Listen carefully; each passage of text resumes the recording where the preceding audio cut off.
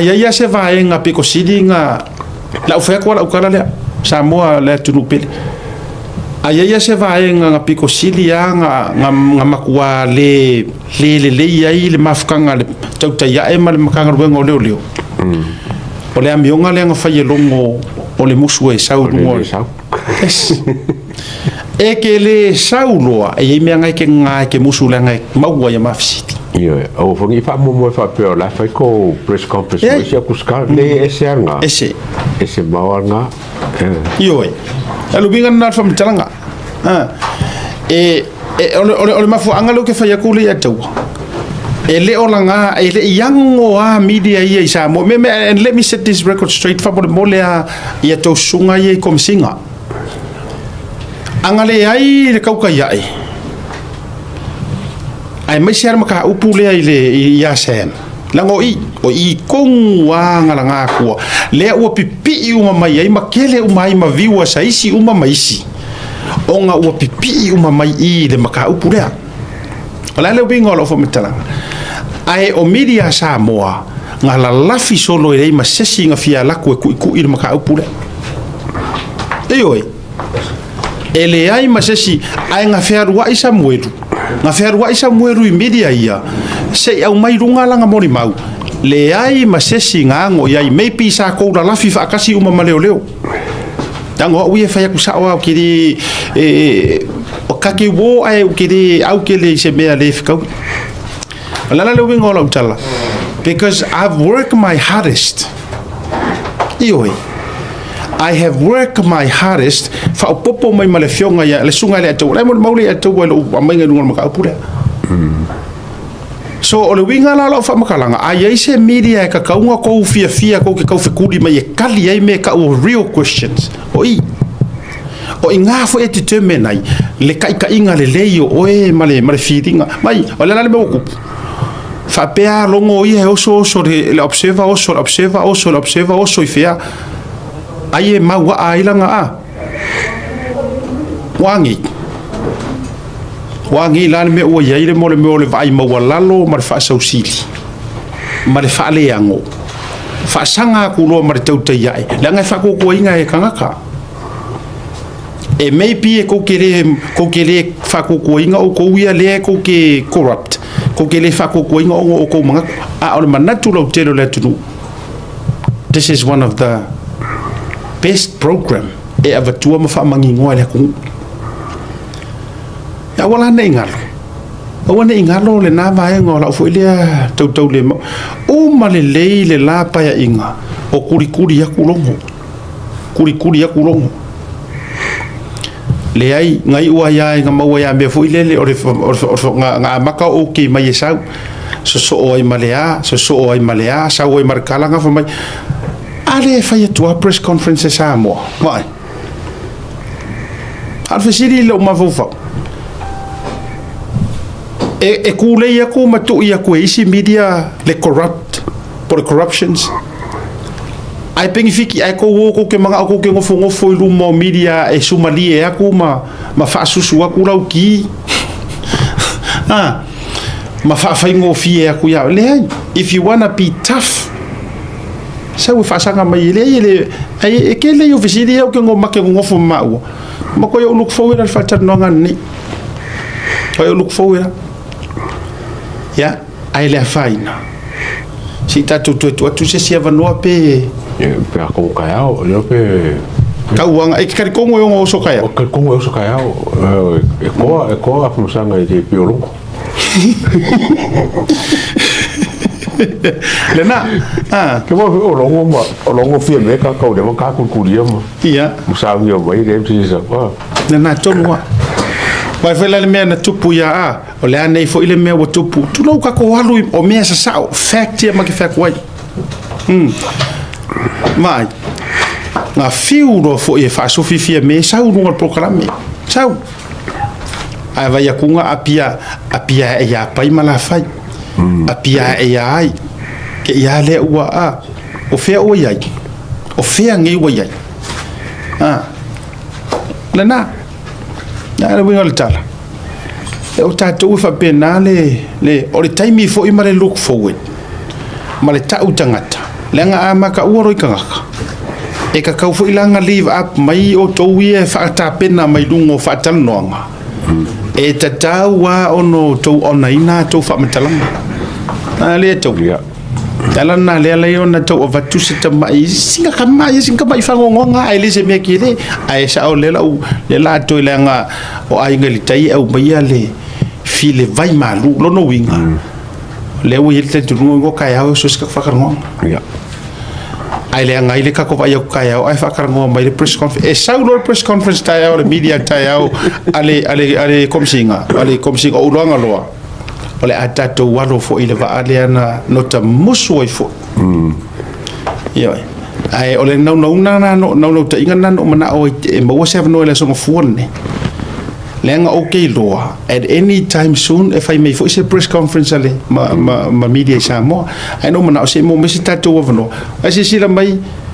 lima fe kanga kai maka 5k lungole YouTube. You can never find that number I go press conference ngai fai samo. Fa popo I mar koru le I le lungo le a. So you're looking at a total. O kanga kai le tap maka mai ai e le ka wi ai le ngongo ai le maka mai ai le o roa ko le fai ngumela le. It's more than 10k kusa ai sila ngai o ele ko misinga le la vakunga o ko le wiluma ele nga of masanga le fa kala. A e su mai la ke sau ke karango I lungo tauta ai. Imagine o leke karangoa live le luas furu afe kangaka. Ai adu ngai ke karangoa I meye ko ke faya mai turo. Ya me pinga kai se lau ama ko le ale fika ngofia fo ima ko ekipi mai e ko share lunga. Ka ngo ko manga ko le ekipi mai share lunga.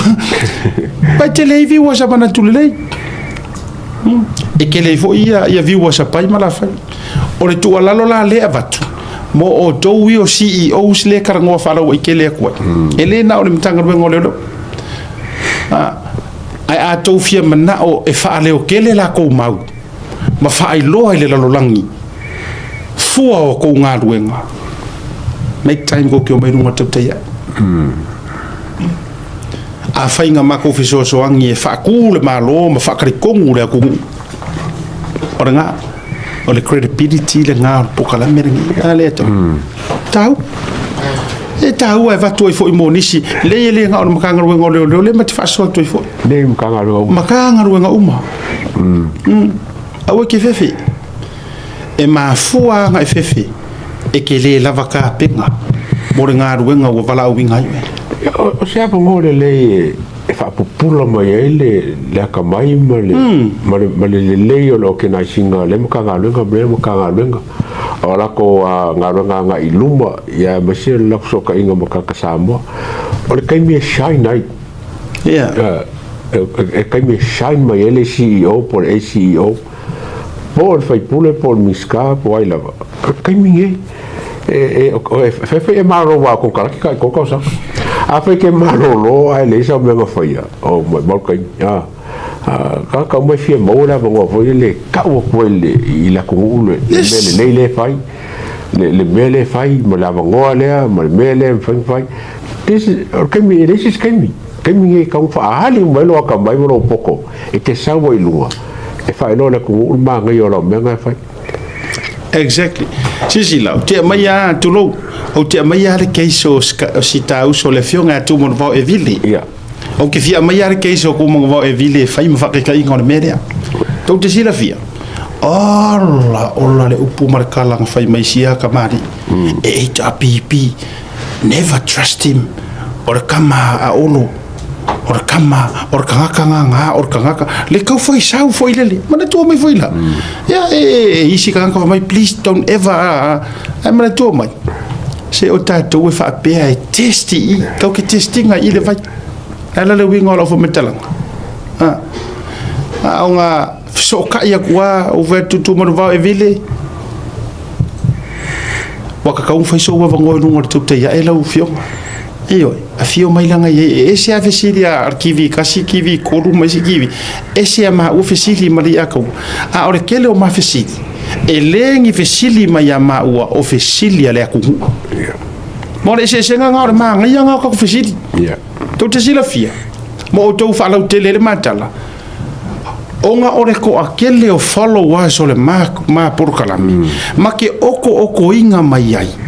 Fesili isi kanga ka ko kisir fi oko or kele o ma Fesili lolo e mai Fesili kanga ya pero se for Fesili o ma ko fa ka ma ka o le ku fa ka le la nga ya le nga ma nga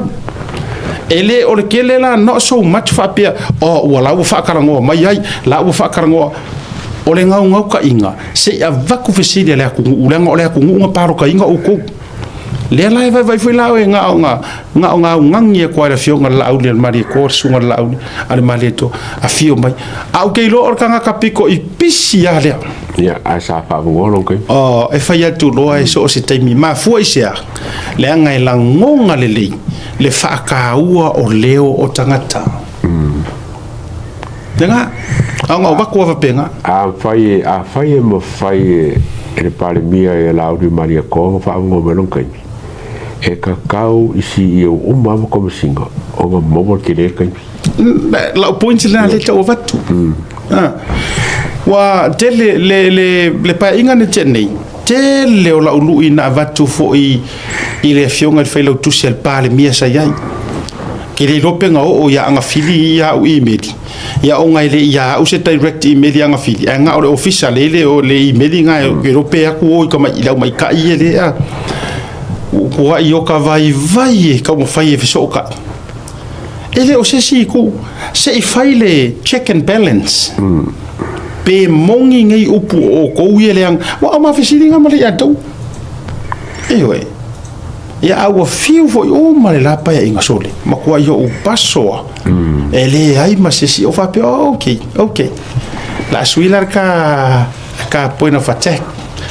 va yo nganga ma ko me ikasi me mali akau kua ko vatu godfather o oyor godfather ole a sui le ka game plan le ngole ka ke fia ngau CEOs now a fai ko ke Fesili mai ai se le ngaru fio fo CEO ai le o mingiska now ole fai nga ma lo le ngau mai ngi mar le pa ingan ke aku ngi nga mata ke dinga mingiska man ko mai fo I sa mo por kala mesa ia ole akingu le solua o sorry o lo le aso no la uli le songa fua le tinu le solua ai fawalo le askofi le amakanga mai ai ngo fo ko amalo le fast momo ole meno mo weina le ato ole kele o maka upu maka ngwengo leo makuale o mala mai miniska yo so la ko yo pour fa mal ola ko le yes no pa ale au kanga kai mala mai il operations o fa urulung mo kanga lena no so la observations mai fa tangata fa sala lau e fa tal no ina miniska ole kelle o Fesili ko ele fa maliinga kulo alanga o kire fa pe mo fe ko fa ko se mo ko ale fa maliinga ele o mo wale tal ona tonu ai le ai lo tama fa okay ole pa inga la ngi e se mai I le pare mia ma ngai alo le ka o solo ngai CEOs ala ko ngale feeding on miska na tonu o solo isi o sei umi matoi fa wa isi pa inga wa umi kausanga wa matua experience ngai mingiska fo wi la to fo mitanga do ona o solo le ngai mingiska ar kai mingi e tauna la va na ifea kong ka ku la va ngai misa se fai ma fai ai bo se ai join mai ri ya e no ri por meri ai wo fiu ya fa masanga join mai ri ya o le o mata la e fai o tala fo ile fa kakari ale fo ke va ya ko di de bo pe fo ringa mai ke do re manga fo yo ro se e fio mai si fio nga ya fa ma okay va ya ku ka kama ye le se ki foi misa se ki misa se ki Oscar se lo computer la ka fa so ka e su como si e lo kalima o ma ro go ka ele misa ke ro la ya le wo manatu fo ka siar ka ke ko ye de fia finga ye fa o marca de o ka Fesili ko ka pa vo ya Mr Falai e ko se ko ka wo dunga vo ya Mr Falai de mere ai o tato yaila ole a fa pa fala tu se tato fa tala noanga sa mo na uto fa fo ma we va tu sa ala ngona ele si o awone tato va ve fo ile taule po malafo ai ora ma ua ia fa ma ite e fa o sofia ila ngonga o isi CEOs wa kaunko wa fio mai make time maka lenga o sa ngonga ngara fio ngat parmia to te sires to te fa fo mai o le fina ngaro ngara fio ngara li parmia na ile temi fo ile fainga malanga muri le sa ye nei na mai ile lu ile na ya maua mai se lava ya tia u fata no vena fele stona mai asiata ma nei fo ai fa tu langa tu ni to fata la no nga ma CEOs mai se le fiele le ya laudi e laude ma de to lenga o le fo nga ngisi o mingi sky ya ele se ma o le lai ma te to e follow up tu nei vaenga na ya afape ke roko o ia isi o swa fa te ia o le ai afape e to te fina ngalo ya let us know alela ola ko e mo le ka kala le ngale ngal miska mo ka ngal o pau me le ngal miska neranga mai ko ia ma ga ka karwa fa ngai sa fu fo e la wo la ngal miska ki le ka fa le ai le fa le ya ko ka singa wala le ngam musa ya ole vaenga fai ona inisi o totonga ona tato vai o tule skauso ya Mr. Falaipe vai siresa o falai o vai atu ole au mai e share me na o peno fa tu tasile ni we resolutions ole le ano I me ola pisi isi au fai ai se mau anoa se vaenga tau e tau ona fa mani no le lautele e make ya fe ia lango le nga ka ko proclame ale ato no vai to share mai le stangata pisi live ta ala ka ma foi le fai mai vale pe ole va ar New Zealand what delay or cancel oi ia na paula le vaenga o kire fia ngo o ile ka ngaka ai na paula vaenga ma te nau e fa man e fa manino onga ua ko ia ole ale me al fainga malo e fai le cancel e New Zealand no la ko va ai ri oskadi yo se menga malo menga le lai ai ye ka foi o va ku pesuri mai kula e ngati le va pesi ku ya o kala fe ngai le su o le pule o le va le ngai Samoa inga ia banko watches wala ngale aku nge aku le banga foka family o fa ko ri sikinga mele ia mai ave o ingusila ma ave o le ai ka kaura bonga sort au I Samoa ka pule le pule o le va le I Samoa nga kupo foi ke me nga disi ka sanga ia nga ai fu mai ma ko malanga ngolu ave ya eki tusa o lawa avea le fia te role me le vaenga Samoa o le vaenga no ulangona I tu o le fasea le a ko inga ai u le yo se kupe maua e foi le temi de pe cancellations ai si va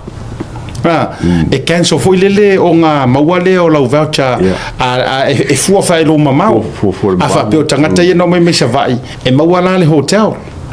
ai a fa pe o kanga kai la kala kama ya nga o singa voucher me ai po le se vai fa pena pe o ngai o cancel so over malanga e New Zealand o foi America di se o runga a cancel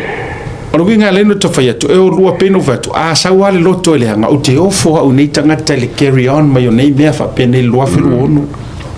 mai le ai le ma se al malo fa il mele ole ale pising isi ale malo e fai na no le te uto to ta fa mai o mele mo le ta fifu ole ya ai se swinga tele o le rua fe ruono I lava nei tangata e pe falling mai o le o fa le tonu ma fa o le sala ya le ropo kamai le fa ia me ale ai ka ke fefe wa ia pisi so fu le o ma so nga o isi mea